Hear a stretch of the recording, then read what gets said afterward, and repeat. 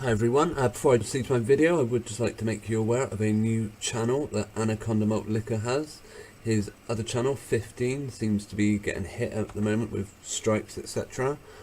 But he's got a new channel up now, number 17. The usual picture's not there, but it is all his own stuff. I'll leave a link in the description. Thanks. Hi everyone, well, another weekend of sport, another set of phony fake events. This time the focus is very much on pitch invasions, with 3 players allegedly having been targeted over the weekend. One on Friday, it was the Rangers skipper, James Tavernier. Look at what he's wearing, by the way. Black coat. We also had Chris Smalling in London at Manchester United. Someone came and very lightly nudged him on the shoulder. Curious thing about this, pitch invaders have been going on for as long as they've been televising football. People wanted a couple of minutes on camera, but the rules always were, don't pay them any attention, don't give them any encouragement to do it and get their face on TV. Now Sky Sports seem to have taken a U-turn on that approach and tweeted the guy doing it. There he is. Look at what he's wearing, okay? And look at what this guy's wearing. Exactly the same black jacket and hood. Could be a coincidence, of course.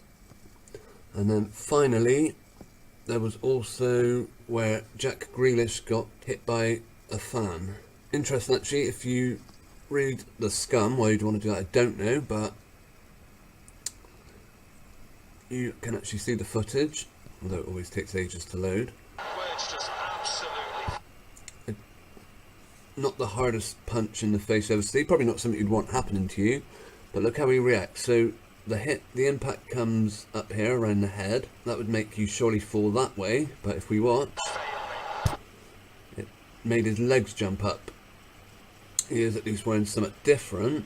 Curious, in that game, Aston Villa and Birmingham, of course, the guy who got attacked did go on to win the game. Speaking about the attack after the game, Grealish, who incredibly ended up being the match winner, said, I was just unaware at the time. I think we had a corner or a throw-in and I was walking into position and I just felt a whacker in the side of the face. Now, when I read that earlier, it might have been a different website, he said I felt an arm go around my neck, which is more likely what happens. As we can see there, the guy barely gets punched at all.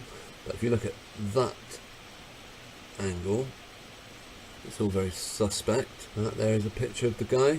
I think he ended up getting arrested. I don't know if it's the same one as him. Same trainers? Who knows? Possibly. Now, why would they go to the trouble of faking pitch invasions? I've very often mentioned a video on YouTube called the Hillsborough Ripple Effect. It demonstrates how those in positions of power at the FA, at the Premier League, at television companies, football clubs, are able to make quite substantial amounts of money from events. In particular, this one, the Hillsborough disaster that went on in 1990.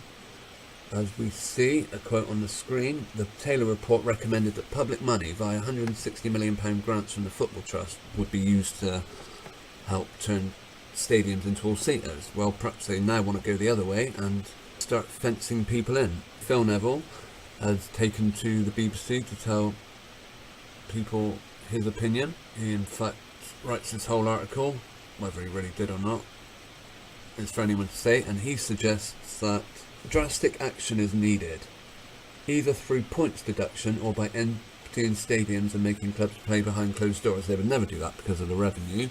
What they're more likely to do is pay a company who may well have investors in the government, in the Premier League.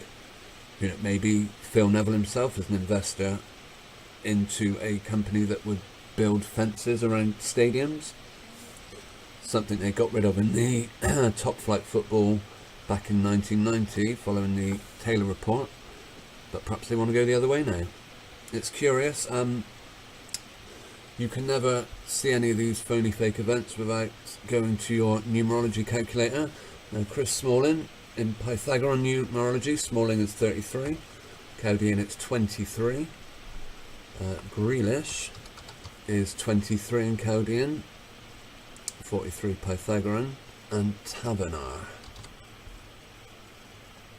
31 and 49. Okay, so I'm going to say phony fake show.